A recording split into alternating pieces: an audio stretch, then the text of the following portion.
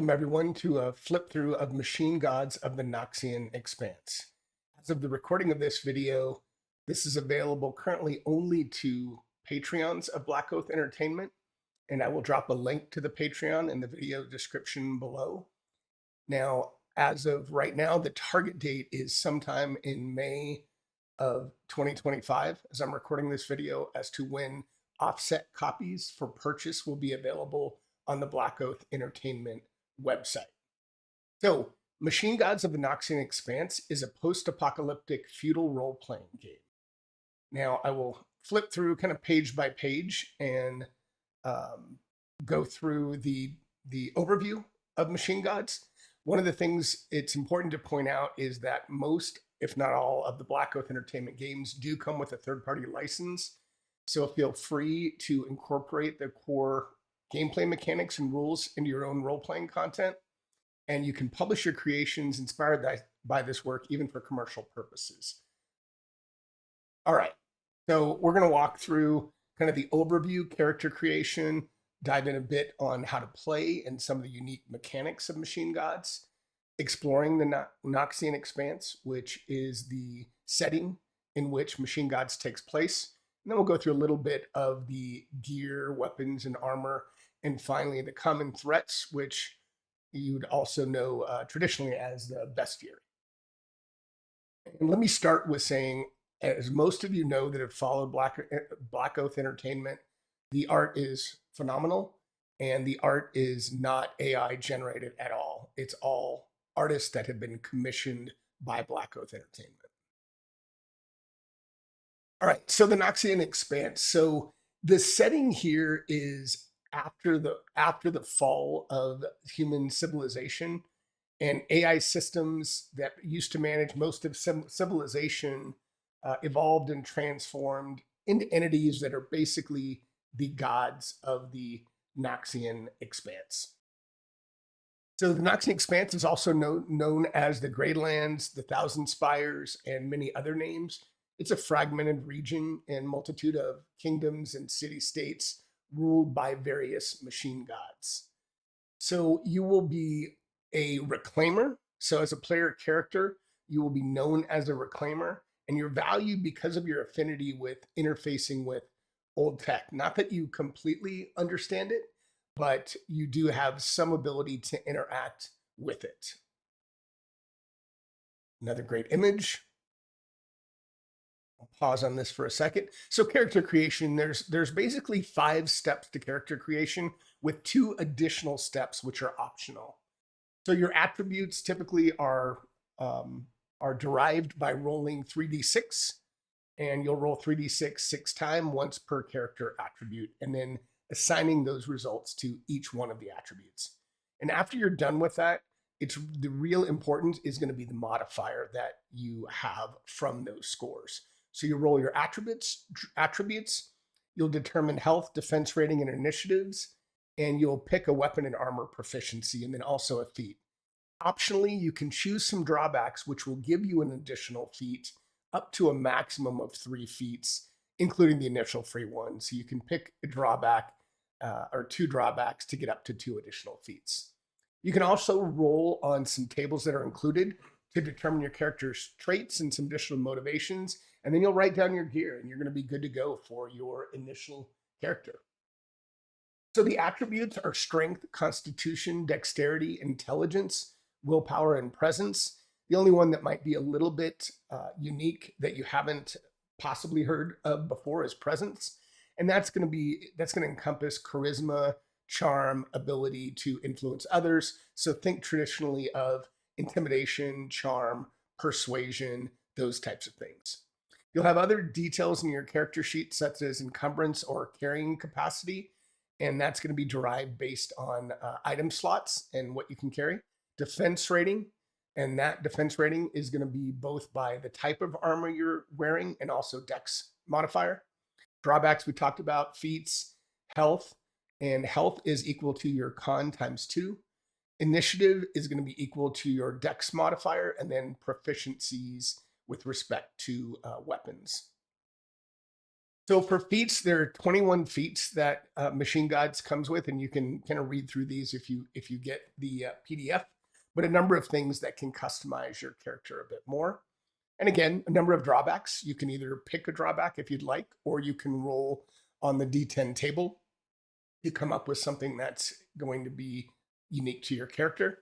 And then there's a number of tables on traits and motivations. So you can roll for a name if you'd like, background. These again are all for flavor, not a mechanical aspect or mechanical modification or anything, so to speak, but more for the flavor of your character. Where are you from? So there's a lot of places that you could be from in the Noxian Expanse. Do you have any vices? What's your specific motivation? And then we'll get into starting gear. And starting gear is really based on what every kingdom issues, and it's called a kiffle, and that's issued to each citizen, and it's a digital wallet, generally in the form of a medallion that will have the kingdom's heraldry or insignia, and all transactions are made via kiffle with prices set in what are known as coins. So you'll start with 10 times rations and also a kiffle containing 500 coins.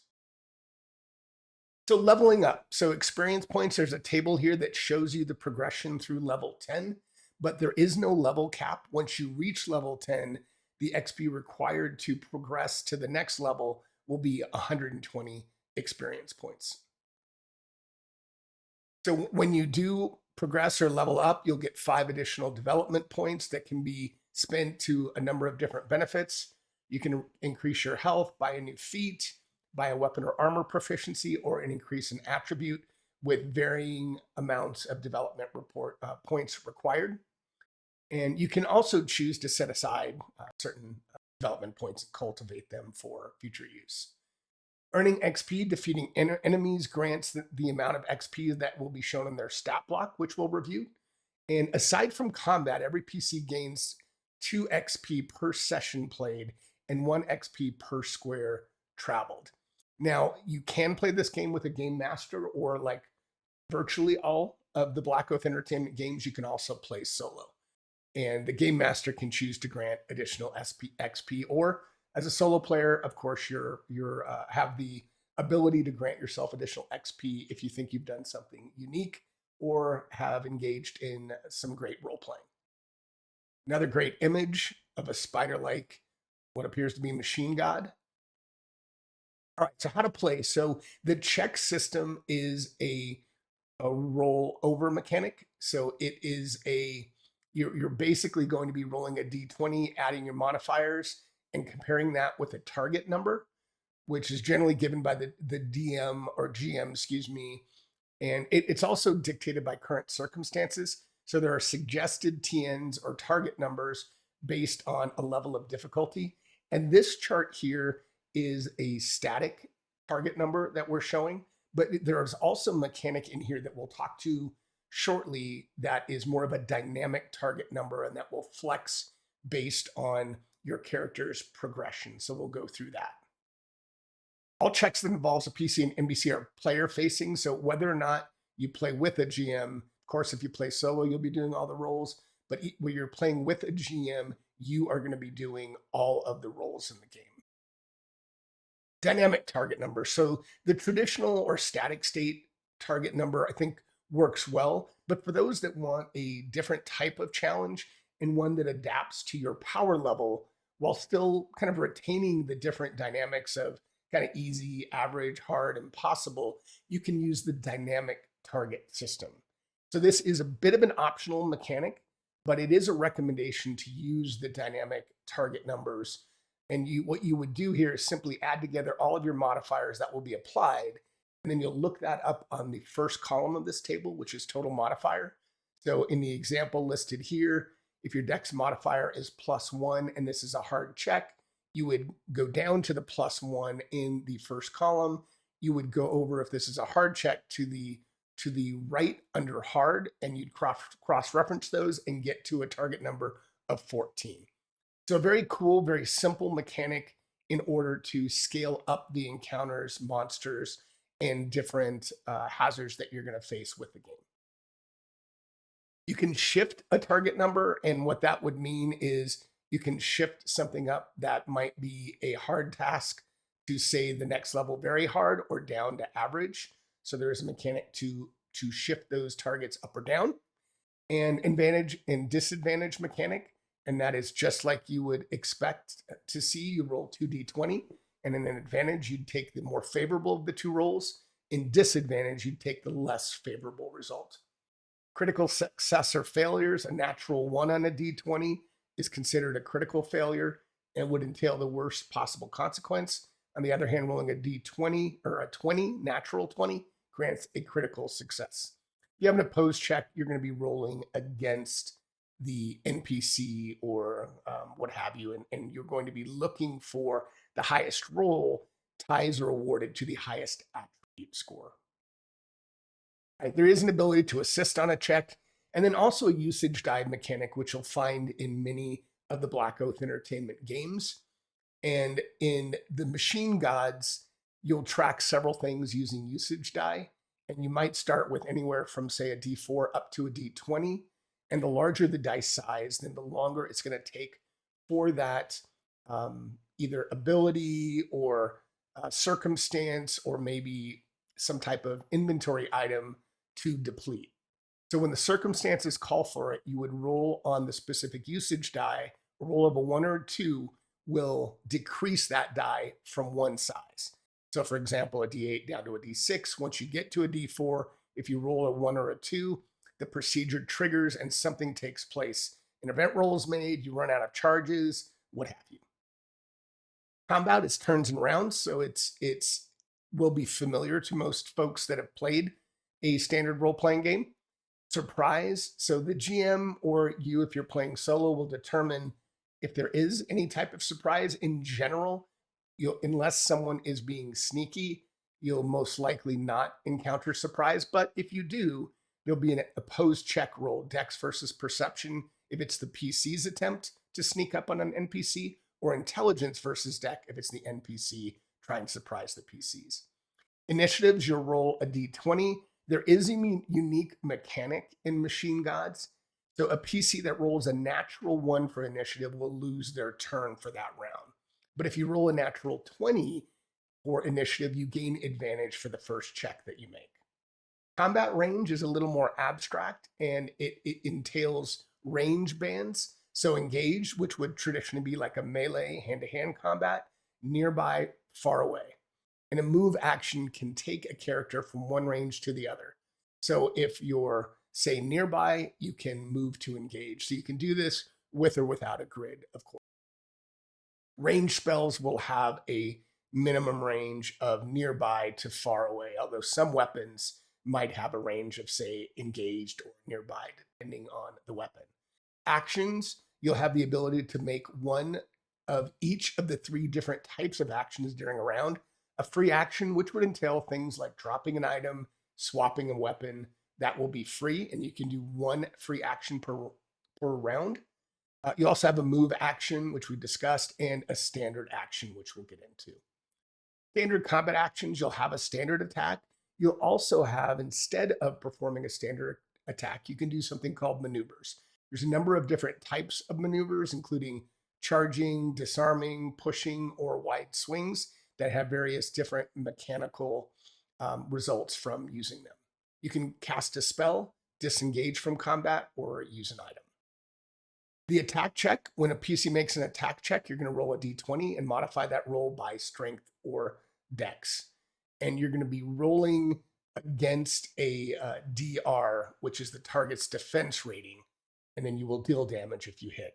When it's the NPC or monster's attack, again, they do not roll dice. Instead, the PC, you will be rolling a d20 plus their DR and comparing it to the attacker's attack value. Critical hits or misses, natural 1 when performing an attack is a critical miss and results in you either dropping your weapon, or actually it does result in you dropping your weapon, which forces you to spend the next available standard action to pick it up. Natural 1 when defending means the attacker gets a critical hit. Natural 20 when attacking is a critical hit, double damage. And finally, when a PC rolls a natural 20 when defending, the attacker has managed to critically miss. So either the attacker drops the weapon or manages to damage themselves. You can do dual wielding, wielding two one-handed weapons simultaneously. It does shift the DR up of the NPC, which will make them harder to hit, but you do deal additional damage.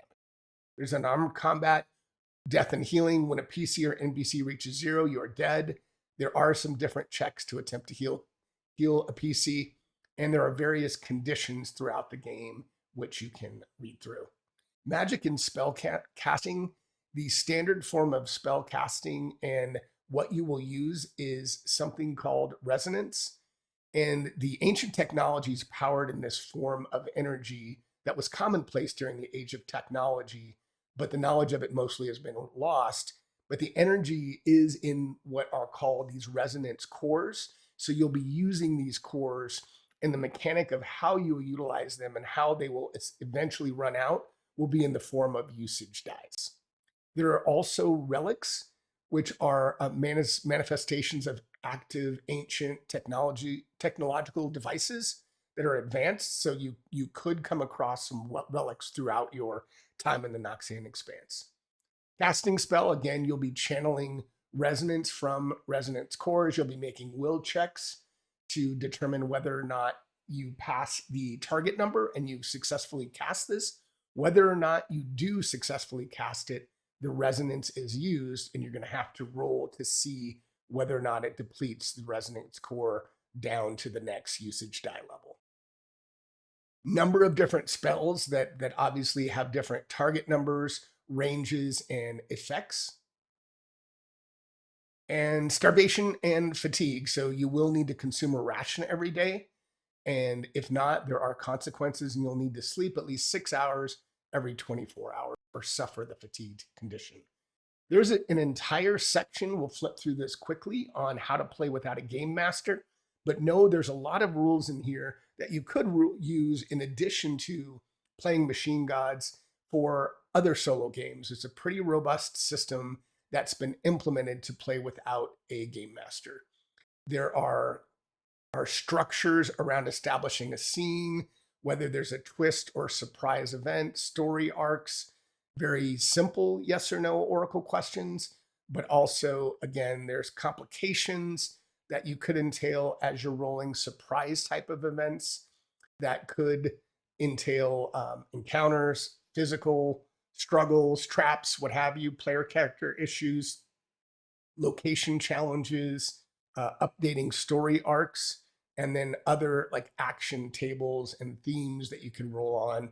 And also, perhaps if you don't have quite enough information from the previous tables, there's additional tables on interpreting events or actions. So again, very robust.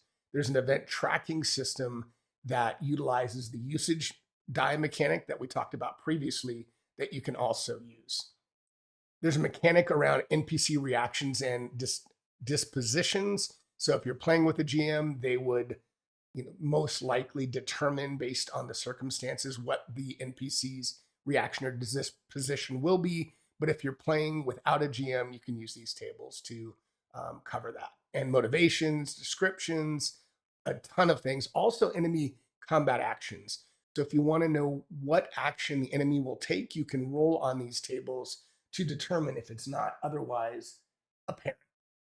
Exploring the Noxian Expanse. So there is a lot of information here on the civilization, the city states, different aspects of the Noxian Expanse, how weather is included and how that affects the game. There are also exploration procedures. If you do get the PDF, it will come with kind of a traditional grid, something like this that will show you and you can utilize for the gameplay. So you can use this. There are a whole set of rules on how you explore outdoor, how that works, how the turn system works, foraging and hunting. So a very robust section that will allow you to explore and really get into the aspects of the game. Landmarks, landmark descriptions, different exploration events, hazards, different types of encounters for outdoor, and you can see the various types of NPCs, monsters that you will face during your time in the Noxian Expanse. various types of settlements that appear on the as you're exploring, and you can learn more about the strangers or the settlements. What's the size, government type, all kinds of tables to generate the unique encounters related to these civilizations. The wasteland is also littered with remains of previous ages. So you can find ruins both above and below ground, and there's a whole section on exploring these ruins and mapping these ruins. Special types of ruins, room contents in the ruins. So very, very robust system that will allow you to detail the world as you progress through the Noxian Expanse. As you get into gear, there is an encumbrance system that is based on the number of items equal to strength plus 10 without any penalty. So a very simple but effective system on how you would track encumbrance. Normal items will take up 1 slot, while heavy items will take up 2 slots. You also can acquire and equip a maximum of 2 backpacks. The backpacks will also increase your available slots by 10. You can also sell gear. So there's a number of different types of common gear and services that you'll find. What's the cost, the weight, and a little description on what those objects will do. As you get into weapon and armor, there's different types of properties such as finesse, where you can use your dex or strength modifier, simple weapons where you may not need proficiency, and other weapons that might be, say, heavier, so they might do more damage perhaps, but you're going to act last in the combat round. So a number of different weapons ranging from, say, clubs to battle axes to glaives and mauls that are two-handed weapons. Number of ranged weapon. You'll have armor listed on the armor table. Some might have modifiers related to dex, depending on the weight and type of armor that you have.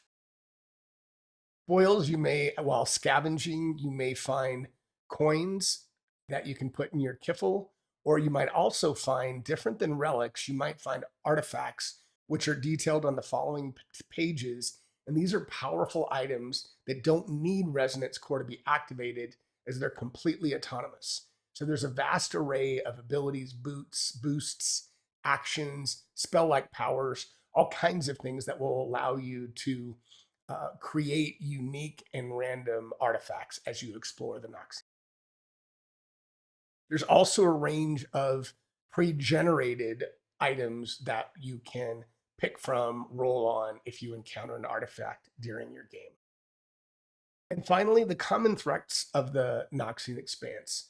So while humans remain, of course, a threat to other humans, the downfall of the age of technology brought bigger dangers to the world. Terrible creatures lurk the ruins of the previous age and really use the wasteland as their hunting ground. So all of the creatures will have a common set of type of stats. They'll have attack rolls, defense ratings, which again works as a dynamic target number that you will roll against when attacking. They'll have constitution, experience points they will grant, health, initiatives, loot, strength, number of enemies that will appear when you encounter them, perception when attempting to sneak or hide from a creature, dexterity, a type, which will be a class of the creature, and then finally, willpower, if for any reason, perhaps one of your spells will need to be rolled to challenge the creature's force of will.